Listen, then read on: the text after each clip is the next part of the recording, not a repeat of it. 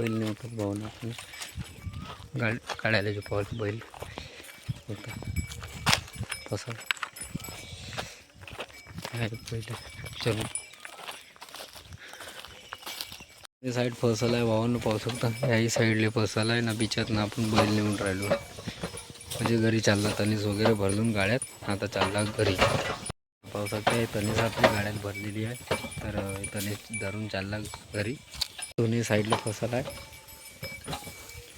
झाली फसल म्हणजे आता एकाच साईडला आहे मग खाली पांधन आहे. कष्ट आहे भावानं शेतकऱ्याच्या मुलाचा पाहू शकता. आपल्याला कसं ना कष्ट करावं लागते.